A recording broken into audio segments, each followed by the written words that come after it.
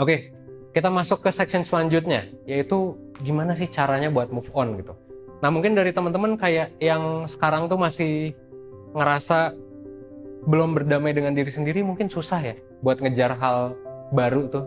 Kayak mungkin teman-teman ngerasa pernah ditolak dulu, pernah gagal, pernah banyak lah hal-hal yang udah pernah teman-teman alami, bisa jadi negatif juga. Tapi ingat ya, yang tadi semua hal yang kita alami itu wajar.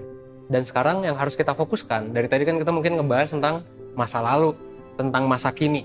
Tapi kita dari tadi nggak ngebahas nih tentang masa depan. Kita harus gimana nih ke depannya? Well, sekarang gue bakal bahas tentang move on. Jadi, satu hal penting dalam move on adalah sebenarnya ya, kalau menurut gue, semua orang tuh sebenarnya tahu cara move on. Ya semua orang tahu lah cara move on adalah untuk ya ngelakuin hal baru dan jago di hal baru tersebut gitu, dan kayak ya udah melupakan masa lalu kan. Cuman banyak orang yang nggak ngelakukannya dengan baik, dan itu bisa jadi lo juga gitu. Misal lo belum bisa move on dari universitas yang lo pilih sekarang, lo belum bisa move on dari pacar lo yang ninggalin lo, mungkin lo belum bisa move on dari penolakan gebetan itu. Well, sadarilah bahwa tadi ya, materi yang pertama self compassion, sadarilah bahwa hal yang lo alami itu wajar. Itu bukan cuma lo doang yang mengalami. Dan kalau misalnya lo mengalami emosi negatif, coba terima emosi itu, coba amati aja. Tapi setelah itu ngapain? Setelah itu coba fokus ke perilaku. Kadang banyak orang yang nggak bisa move on karena overthinking gitu. Misalnya kayak, oke, gue pernah gagal nih dulu, misalnya masuk sekolah film. Terus kayak kedepannya pengen punya cita-cita jadi scriptwriter gitu. Nggak mau lagi nih jadi director karena udah pernah gagal. Nah tapi kadang kita terbatas karena overthinking nih, takut gagal lagi karena dulu pernah gagal dan lain sebagainya. Tapi ingat, overthinking adalah pemikiran tentang hal yang belum terjadi. Dan itu kadang-kadang menghambat kita. Jadi kayak kebanyakan mikir aja dulu gitu. Apakah ini hal yang tepat? Apakah ini apa? Wah, kebanyakan mikir lah. Nah yang gue pengen adalah teman-teman coba list perilaku apa yang bisa teman-teman lakuin hari ini. Jadi kayak misalnya coba catat aja, cita-cita lo apa? Gitu. Apakah jadi filmmaker, apakah jadi YouTuber, atau jadi apa? Dan abis itu lo list apa yang bisa lo lakuin hari itu. Mungkin yang bisa lo lakuin adalah bikin channel YouTube, bikin skrip, bikin apa kalau mau jadi YouTuber ya. Dan setelah di list, gak usah banyak mikir, langsung lakuin aja gitu. Langsung fokus ke hal yang mau lo lakuin. Dan ini juga bukan berarti hanya untuk mengejar cita-cita ya. Ingat, tujuannya buat move on. Ya untuk move on ya lakukan hal baru gitu. Kayak misalnya ya coba potong rambut lo gitu. Mungkin selama ini lo udah lama nggak potong rambut. Potong aja rambut lo dan kayak coba anggap bahwa ini adalah hidup baru lo setelah fase ini gitu. Potong rambut lo, ikut kursus baru. Yang lo lakukan ini juga ikut kelas online 1%, itu adalah mungkin hal baru buat lo. Dan this is good gitu.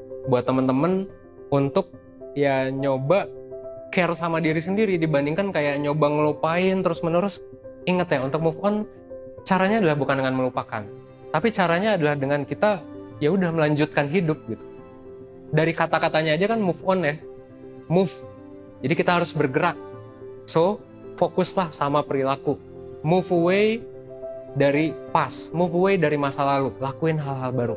Potong rambut lo, traveling kemana, post fotonya di Instastory, dan ya lakuinlah hal-hal yang menurut lo fun untuk lo lakuin. Dan mungkin lo pernah nih punya hobi yang sempat lo lupain gitu.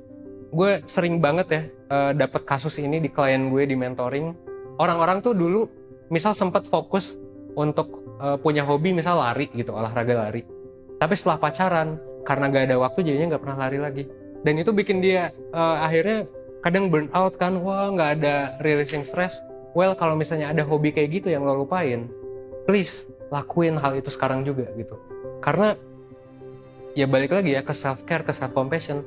Kadang kita lupa buat menyayangi diri kita sendiri, buat ngelakuin hal yang kita suka gitu. Dan ini juga kadang bikin kita sulit untuk berdamai sama diri kita sendiri. Gimana bisa berdamai kalau kita nggak baik gitu sama diri kita sendiri kan? Gimana ya, ibaratnya kan kita lagi perang nih sama diri kita sendiri. Susah buat damai gitu kalau misalnya lu nggak melakukan hal baik. Kalau lu masih berperang dengan diri lu sendiri, cobalah lakuin hal baik dan lakuin hal baru. Move away, move on. Ya, lakuin sesuatu, coba gerak. Mulai dikit-dikit aja dari sekarang, coba list dan coba gerak langsung. Nggak usah banyak dipikirin, oke? Nah, Yang salah satu hal yang bikin susah dalam move on juga adalah ketika kita nyoba untuk menutup diri gitu. Dan ini wajar banget ya. Well, ini memang adalah salah satu gejala depresi. Gejala depresi adalah ketika kita ngalamin sesuatu hal yang buruk, terus kita akhirnya nyoba untuk menutup diri karena ini kayaknya teman gue gak ngerti deh, ini kayaknya gue gak bisa cerita deh, ini kayaknya wah banyak lah overthinking, dan juga alasan ketika temen ngajak main akhirnya kita wah kayaknya enggak deh, nyoba sendiri dulu. Well, ini adalah sesuatu yang wajar, tapi kalau misalnya lo terlalu terlarut dalam hal ini, bisa jadi memang nanti malah makin parah. Kenapa makin parah? Karena ya manusia adalah makhluk sosial gitu. Kita semua butuh interaksi sosial, dan kehidupan sosial itu bisa ngaruh ke fisik dan mental. Gak jarang gejala depresi atau depresi itu sendiri itu dimulai dari menutup diri dari kecil-kecil gitu, gradual. Jadi gradual tuh dikit-dikit lo menutup diri, mulai dari pertama mungkin dari lo sering main tiap minggu, sering nongkrong gitu ya, terus kayak selama seminggu misalnya biasanya 3 kali nongkrong jadi cuman sekali karena lo malas gitu ketemu orang, terus kayak dari cuman sekali jadi sebulan sekali, terus kayak sampai akhirnya lo jadi nggak punya waktu untuk nongkrong sama sekali. Nah, ini bisa banget ngaruh ke hidup lo karena kayak tadi ya, gue ngomongin self care, gue ngomongin soal hal yang lo suka. Kadang ada hobi yang kita lewatin, kadang ada self care yang kita lewatin gitu.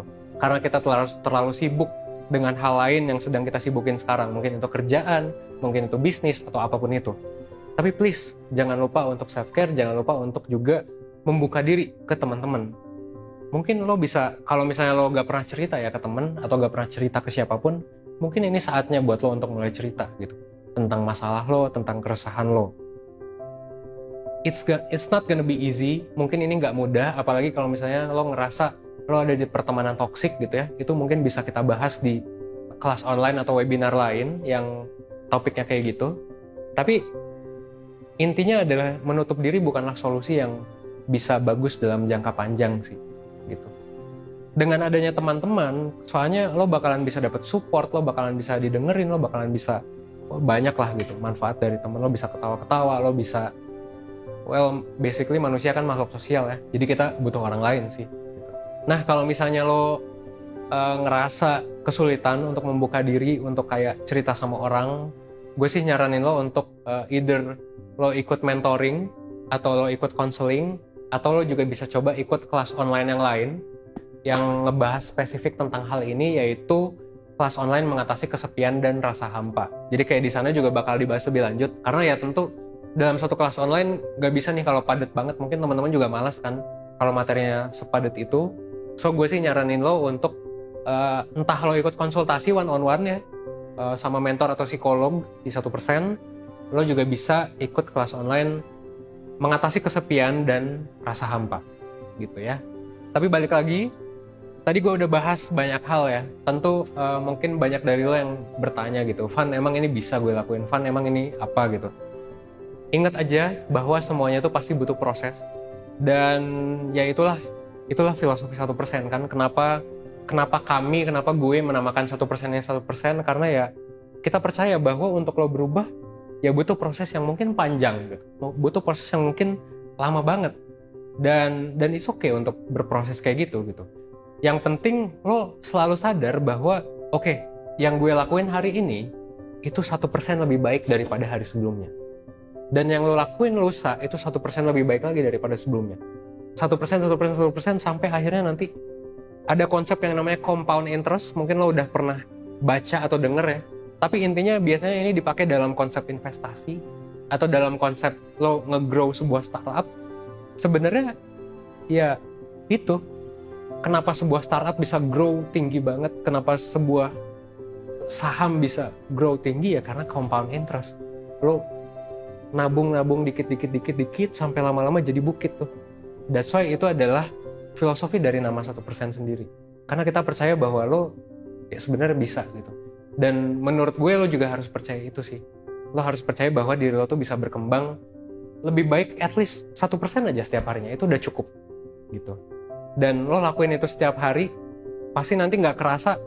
Gue yakin nanti bakal nggak kerasa tuh. Gue dulu 4 tahun atau 3 tahun lalu ya, gue sempet punya duit itu 300.000. Gue sempet punya penghasilan cuman 300.000 sebulan. Dan kayak wow, waktu itu gue ngerasa itu bencana banget sih. Gue makan nggak bisa, harus kalau pas ngampus tuh gue harus danusan sendiri. Mungkin orang lain tuh danusan tuh buat ini ya, buat acara BEM atau apa, buat acara kampus gitu. Kalau gue tuh dulu danusan buat diri gue sendiri. Gue ada di fase itu. Cuman looking back, ya karena gue punya prinsip ya 1% setiap harinya itu. Ya sekarang ketika gue punya perusahaan, gaji mungkin ya gaji sebenarnya nggak gede-gede amat ya, tapi dengan gue punya perusahaan dan gaji yang cukup menurut gue, meskipun nggak sebesar itu, tapi ngelihat dulu penghasilan gue cuma 300.000 sebulan, wah itu kayak ya sekarang bisa jadi kita ngetawain diri kita yang dulu gitu. Wah gue dulu bisa survive nih dengan kondisi kayak gini, dan well gue juga ngerasa lo bakalan ngerasain pengalaman yang sama sih.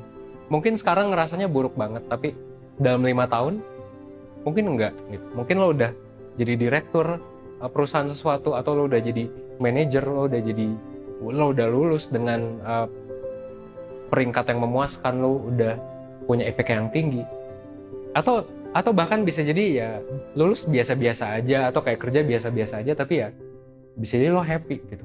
Jadi gue sih nyaranin lo untuk selalu reflect ya, kayak 3 tahun yang lalu gue kayak gimana sih, setahun yang lalu gue kayak gimana sih, dan kenapa gue bisa ada di kondisi yang sekarang gitu. Itu bakalan ngebantu lo sih. Dan ya udah, terus bersyukur aja dan percaya bahwa diri lo akan menjadi lebih baik at least 1% setiap harinya.